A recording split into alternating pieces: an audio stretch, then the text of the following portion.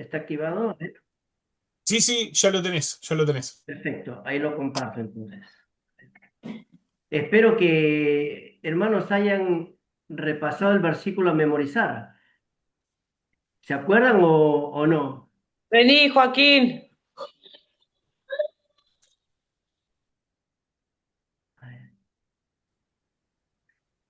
¿Lo ven ahí? Sí, sí, ahí se ve, ahí se ve. Está perfecto. Muy bien, ahora permítanme que haga la configuración aquí y ya estamos. Muy bien, perfecto. Gracias, hermano, por el tiempo. El- la clase anterior habíamos dejado 8.4 para memorizar. Creo que es parte también de los puntajes que ustedes están llevando en sus concursos, pero el versículo lo decía ahí, pero los que fueron esparcidos, dice Hechos 8.4, iban por todas partes del mundo, o perdón, por todas partes anunciando el Evangelio. Ese era el versículo a memorizar, ¿no? Eh, Creo que allí, de alguna manera, todos hemos estado pendientes por lo que fueron estos versículos, esos 40 versículos del capítulo 8 que nos atrapó. Y ahora vamos a continuar con el capítulo 9. Y justamente tiene que ver con la transformación de un hombre llamado Saulo, el mismo que veníamos hablando, el que consintió la muerte de Esteban. Y bueno, y también lo que es el poder de Dios en todo este capítulo. Eh, Quiero hacer una pequeña introducción. ¿Qué les parece si les hago esta pregunta? ¿Creen ustedes de que pueden haber personas tan alejadas de Dios que nunca podrían llegar a ser hijos de Dios? ¿Qué piensan ustedes? ¿Creen ustedes que hay personas tan alejadas de Dios que nunca podrían ser hijos de Dios? No, no, no, yo creo que no. Yo creo que no importa cuán alejado estemos de Dios, Eh, no importa cuán criminales seamos, no importa cuánta maldad hayamos hecho, no importa si hemos sido enemigos directos de parte de Dios, en el caso de Saulo, un perseguidor, yo creo que cuando la gracia de Dios te alcanza, cuando el Señor dice, bueno, instrumento mío vas a ser y no hablo más, chao. Sí, muy bien, excelente. Pero, a ver, pongámonos en el contexto de ese entonces. Si alguien hubiese hecho esta pregunta en el tiempo de la iglesia primitiva, probablemente muchos cristianos en ese momento hubiesen pensado en la persona de Saulo. Como bien decía acá nuestro hermano, ¿no? Él era un perseguidor de cristianos, se encarcelaba a los creyentes, es más, aprobó la muerte de Esteban y sin embargo vamos a ver en este capítulo que Dios tenía otros planes. Y me encanta porque en este capítulo podemos ver cómo Dios puede transformar vidas de una manera tan especial que puede utilizar a personas comunes para cumplir sus propósitos y fortalecer a su iglesia en medio de los desafíos. Así que la gracia de Dios, podemos ver en la gracia de Dios que nadie está fuera de su alcance. Él puede transformar incluso al peor enemigo en un poderoso instrumento para su gloria. Fíjense que el capítulo 9, queridos hermanos, empieza con algo muy interesante, porque dice, Saulo, respirando aún amenazas y muerte contra los discípulos del Señor, vino al sumo sacerdote y le pidió cartas para las sinagogas de Damasco, a fin de que si hallase algunos hombres o mujeres de este camino, los trajese presos a Jerusalén. Vamos a hacer un poquito de historia. Aquí vamos a encontrar una palabra que dice camino. Esta palabra camino tiene que ver, mencionada aquí en el versículo 2, tiene que ver con una referencia justamente al movimiento cristiano que estaba habiendo en ese entonces. ¿Sí? Se referían a todos los creyentes que estaban en ese momento. Y lo vamos a encontrar en el libro de Hechos en 5 partes, ¿no? En 5 veces, Pero nos vamos a enfocar en algo, porque si ustedes se encuentran allí, cuando se refiere a este camino, a los del camino, se va a referir justamente a los creyentes de la primera, de la iglesia primitiva. En el capítulo 11, queridos hermanos, ustedes van a encontrar en el versículo 26, si vamos allí, ustedes me acompañan, dice allí que y a los discípulos se les llamó cristianos por primera vez en Antioquía, ¿no? Entonces, vamos a ver que allá, a partir del capítulo 11, versículo 26, se empieza a llamar a la iglesia primitiva ya no como los del camino, sino como, dice allí, como cristianos. Teniendo esto en mente, queridos hermanos, quiero avanzar con lo siguiente. En estos primeros versículos vamos a encontrar del 1 al 19 algo muy interesante. A ver si se puede ver acá.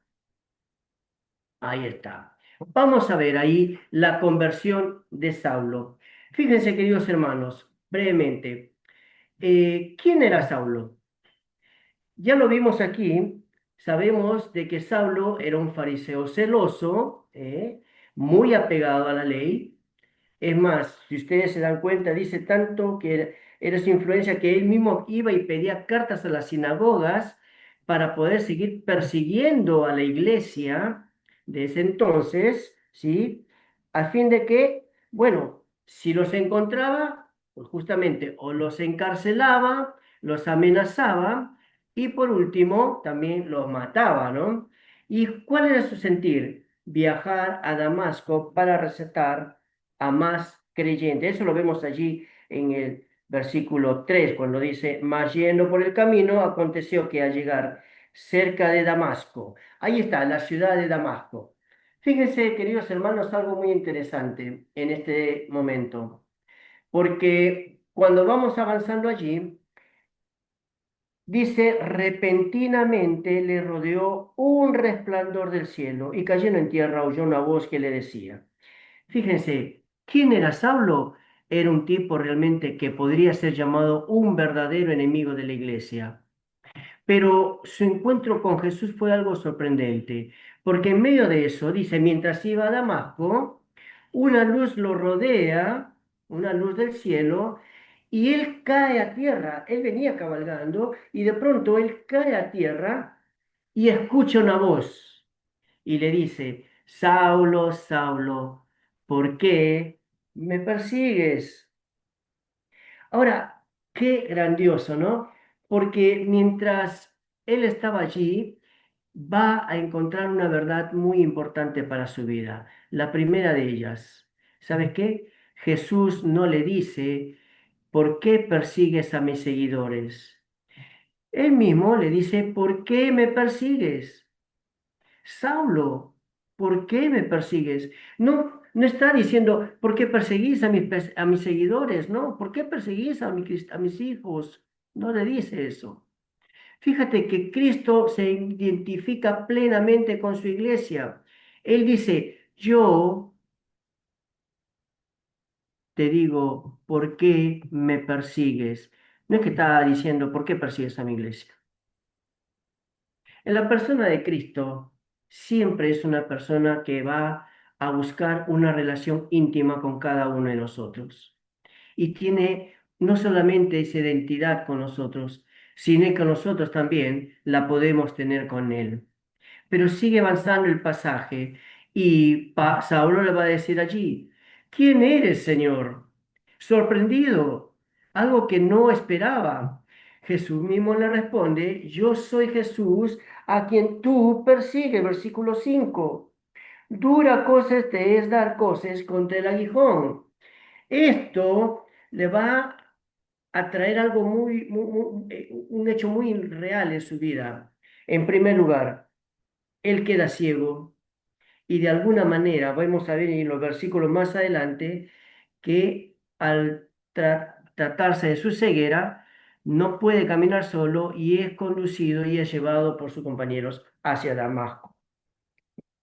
Y eso lo vamos a ver allí interesante en cuanto a lo que es justamente. el encuentro de Saulo con la persona de Cristo. ¿Por qué me persigues? ¿Alguna vez nos hemos puesto a pensar un poquito sobre esto? ¿Por qué la conversión de Saulo tiene que ser algo vital en el entendimiento de nosotros cuando conocemos a Cristo? Porque justamente ahí sucede un hecho muy importante. Es Cristo mismo hablando al corazón de un hombre que era llamado como el enemigo número uno del pueblo cristiano. Vos fijate aquí, en el versículo 10 vamos a encontrar a Ananías.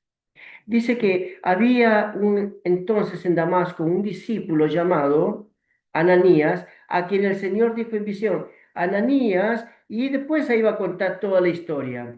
Fíjese qué es lo que encontramos aquí. Un discípulo que a un principio parecía estar en contra, pero fue obediente a la voz del Señor. Fíjense, Dios llama al creyente, Ananías, y su reacción ¿cuál fue? Mira, le dice, escúchame, Señor, he oído muchas cosas acerca de este hombre. ¿Cuántos males ha hecho tus santos en Jerusalén? ¿Estás seguro? Todos saben quién es este hombre. ¿Estás seguro de lo que me estás pidiendo? Primera reacción de Ananías. Pero vamos a encontrar aquí la respuesta de Dios. Ananías, ¿sabes qué? Instrumento escogido me es este. Y esa es la pura verdad. Dios no mira tu condición de pecador, sino que Él mira el propósito que viene después de la conversión, cuando Él quiere usarte como un instrumento escogido. Ay, hermanos, esto a mí me llama la atención. El día que conocimos a Cristo Jesús como nuestro Salvador personal, en ese momento no solamente fuimos llenos de la gracia de Dios, no solamente vino el Espíritu Santo a morar en nuestra vida, no solamente tuvimos esta justificación plena delante de Dios a través de Cristo, fuimos reconciliados, pero ¿sabes qué? Me gusta porque en ese momento, a partir de ese instante que decidimos aceptar a Cristo, Él nos toma como un instrumento escogido para su gloria. Ananías obedece. El versículo aquí, vamos a estar resumiendo porque son 43 versículos, pero en medio de esto, Ananías obedece. Ora por Saulo, recobra la vista, lleno del Espíritu Santo. Pablo es lleno del Espíritu, bueno, Saulo en este momento es lleno del Espíritu Santo, es bautizado. La conversión de Saulo es impresionante, que no solamente da en varios días el pago, sino que al momento que él entiende quién es la persona de Cristo, él busca seguirle. Tanto así que es bautizado para cumplir el ministerio al cual estaba con el propósito de Dios. Hermanos, ¿cuál sería la aplicación en todos estos versículos? Hasta aquí estamos en el versículo 19. ¿eh? Dice, allí es que Dios puede transformar cualquier vida. Ahora, ¿conoces a alguien por quien has dejado de orar porque parece estar muy lejos de Dios? ¿O es quizás la persona más dañina en el mundo que vos lo consideras así, que dejaste de orar por su salvación porque pensás que no puede ser salvo?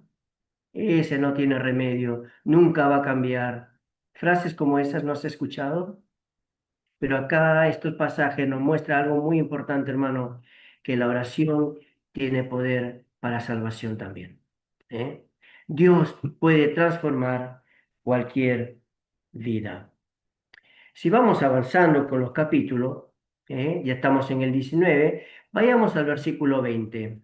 Y del 20 al 31 vamos a encontrar aquí también algo muy importante. Saulo, un hombre que fue salvo, conoció en primera mano a la persona de Cristo.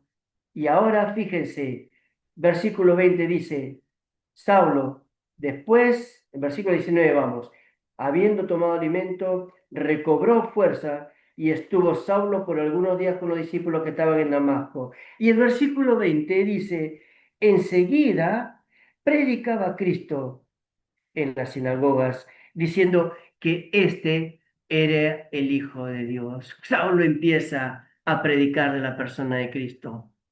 Qué interesante, ¿no te identificas con esto? Ese primer amor, cuando llegaste a conocer a Cristo, cuando llegamos a conocer a Cristo como nuestro Salvador personal, cuando llegamos a casa y le contamos a la familia, a los amigos, conocí a Cristo y empezamos a hablar de Él, la prédica de la persona de Cristo.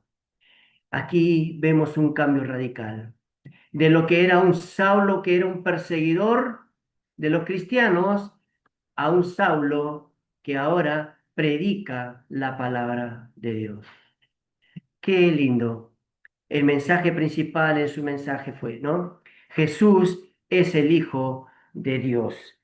¿Eh? Este es el Hijo de Dios. Versículo 20. Ahora, escuchaban el mensaje y los versículos siguientes nos va diciendo en el 21 que la gente quedaba sorprendida. Todos estaban atónitos y decían, ¿no es este el que asolaba a Jerusalén a los que invocaban este nombre? Claro, ¿no era este, en otra palabra, el que perseguía a los cristianos, a los del camino? Bueno, ahí empieza la oposición, porque no solamente vieron un hombre que estaba cambiado, sino que en vez de felicitarlo, decir, bien, Pablo o Saulo, qué bien que has cambiado, no, al contrario, ¿qué es lo que empieza a pasar? Los judíos mismos empiezan a planear con el deseo de matarlo. Los discípulos, vamos a ver versículos allí, lo ayudan a escapar, ¿eh? Tomándole, versículo 25 va diciendo allí, los discípulos tomándole de noche, le bajaron por el muro, descolgándole en una canasta. Ahora, qué interesante con todo esto, queridos hermanos, porque no eran los discípulos los perseguidos por Saulo.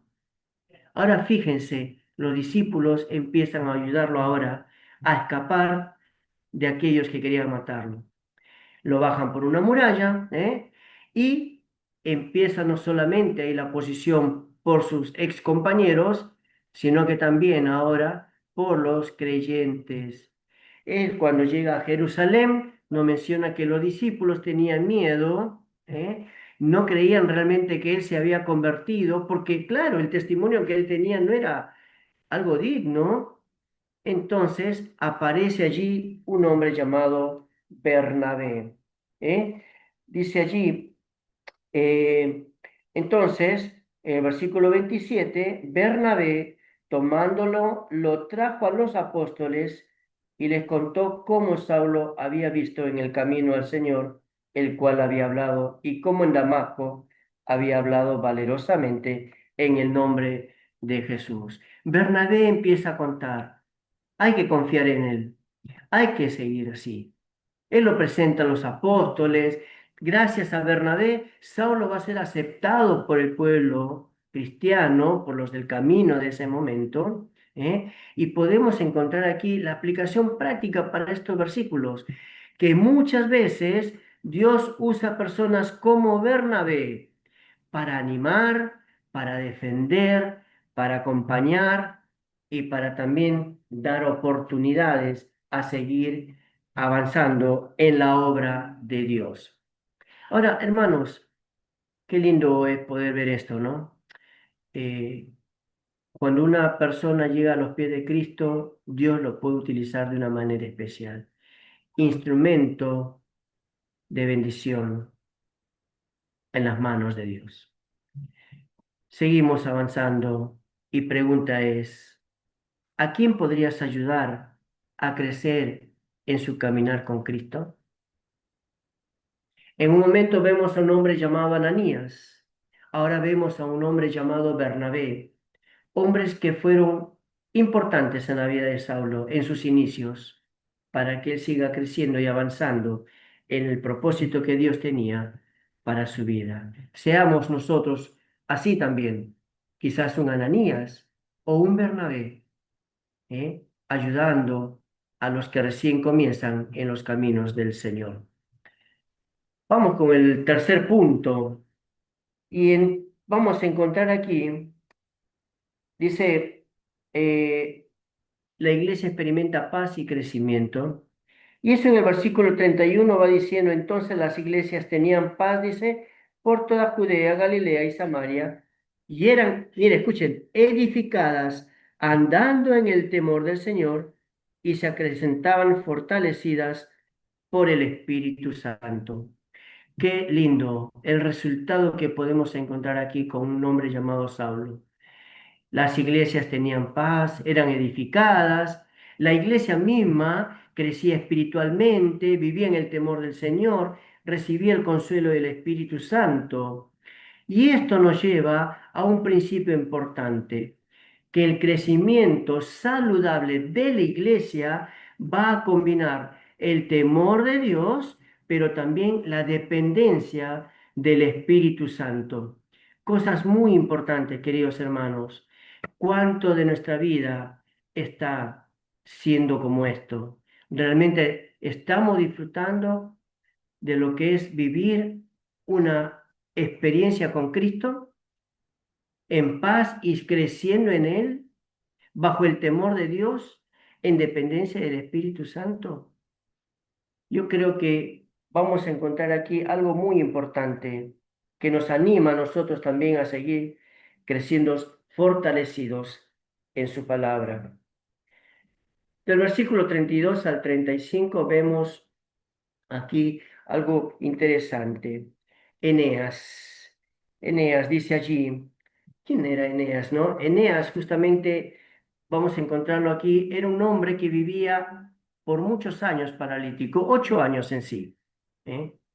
Era paralítico y justamente allí Pedro va a hacer un milagro muy importante. Dice que le dice, Jesucristo te sana, versículo 34 le va a decir, levántate y haz tu cama, y el milagro va a suceder. Y dice que él inmediatamente se levantó, se levanta, qué milagroso. Pedro declara esto y él es sanado. Un hombre que llevaba muchos años paralítico, el poder de Dios manifestado allí, en Eneas. Vemos el resultado de este milagro. Muchos van a creer en el Señor y esto nos va a llevar a que los propósitos de los milagros no era exaltar a Pedro, sino dirigir las personas hacia Cristo. Queridos hermanos, recuerden que el libro de Hechos es un libro que es una bisagra, de lo que era la iglesia primitiva, los inicios a lo que es la iglesia de hoy en día. Entonces vamos a encontrar aquí, los milagros eran justamente como parte de la demostración de que eran los enviados de Dios y que eso era justamente el propósito para que muchos llegaran a conocer a Cristo a través de ello. ¿Sí? Entonces, no dudo que el Señor puede hacer milagros en el día de hoy, pero ya no lo hace de la manera como lo hacían en ese entonces, donde un hombre podría decir, bueno, levántate, eres sano, levántate, y se levantaba. Ahora nosotros dependemos justamente de lo que Dios determine en la vida de cada persona. Oramos sí, y pedimos sí, clamamos también, pero es Dios quien tiene el control de todo. Nosotros no. ¿Eh? Vemos otro milagro aquí, cuando Pedro va a resucitar a Tabita. Todos conocen quizás esta historia, pero ahí en versículos 36 al 43, puse 46, pero en realidad ese es al 43, vamos a encontrar ahí una niña llamada Tabita. Tabita, también llamada Dorcas, ¿sí? Eh, que era una niña que justamente era conocida por sus buenas obras, tenía un buen testimonio, su generosidad, su servicio a los necesitados, y eso lo vemos aquí en los versículos 36. Después vamos a encontrar que ella muere y la iglesia es afectada de una manera profunda, ¿sí? Vemos allí que enfermó, murió y la pusieron, y bueno. Ahí vemos entonces Tabita, pero sucede algo interesante, que Pedro llega a esa ciudad y hace algo milagroso. En primer lugar, dice el pasaje allí, entonces, el versículo 40, sacando a todos, Pedro se puso de rodillas y oró. Y después dice, y volviéndose al cuerpo, ¿sí? Dijo, Tabita, levántate. Y ella abrió los ojos y al ver a Pedro se incorporó. Tabita, levántate. Y una vez más se ve el milagro de Dios en la vida de esta niña a través del apóstol Pedro. Qué interesante con este resultado, porque fíjense, hermanos, muchos nuevamente vuelven a creer en el Señor. ¿Se dan cuenta que estos milagros no era para resaltar la persona de Pedro, sino era realmente resaltar a la persona de Cristo, el poder de Cristo? La aplicación práctica en estos versículos va a ser que Dios valora profundamente una vida dedicada al servicio de otros. Pedro estaba más interesado en proclamar la palabra de Dios que ver su propia gloria. Vimos a un Saulo en este capítulo que de ser un perseguidor llega a encontrarse con la persona de Cristo y a través de eso toma un rumbo diferente en su vida. Cree, se bautiza y comienza a predicar el Evangelio. Este es el Hijo de Dios. Entonces, vamos avanzando. Como resumen todo este capítulo, Saulo encuentra a Cristo, es decir, aquel perseguidor se convierte en un discípulo de Cristo. Ananías obedece, aunque al principio parecía que no, pero él obedece. Y esto nos demuestra que Dios usa a un creyente común para cumplir un propósito extraordinario, como lo era Ananías. Bernabé, ahí lo vemos a Bernabé, animando y apoyando, porque su influencia va a ayudar a que Saulo se pueda integrar en la iglesia. Y por último, vemos cómo Pedro va a ministrar con poder la sanidad de Eneas y la resurrección de Tabitas. No glorifican a la persona de Pedro, glorifican a Dios. Como reflexión personal, hermanos, vemos aquí en todo este capítulo, ¿hay áreas de tu vida que Dios quiere transformar como transformó a Saulo? ¿Estás dispuesto a obedecer como Ananías, aun cuando tengas temor? Interesante esto. ¿Eres un Bernabé para otros creyentes? ¿Qué legado estás dejando, como quizás el milagro que se hizo ahí como Tabita o a través de tu servicio? ¿Sí? Tabita vemos allí que era una chica de buen testimonio. Mi pregunta es, ¿qué legado estás dejando como lo hacía Tabita en ese entonces? El versículo para memorizar en esta semana, Hechos 9:15, dice, pero el Señor le dijo, ve porque instrumento escogido me es este, para llevar mi nombre en presencia de los gentiles y de reyes y de los hijos de Israel. Así que dejamos como conclusión para esta semana, sí, el versículo, pero como conclusión, Hechos 9 nos recuerda que Dios no ve solamente lo que una persona es hoy, sino Él ve lo que puede llegar a ser cuando su gracia transforma completamente su vida. Así que hermanos, eso es lo que somos para Él. Cada uno de nosotros, ¿sí? Estamos en la mano de Dios justamente con este propósito, ser utilizados como instrumentos para su gloria. Hermanos, les digo, un desafío poder hacer estos 43 versículos.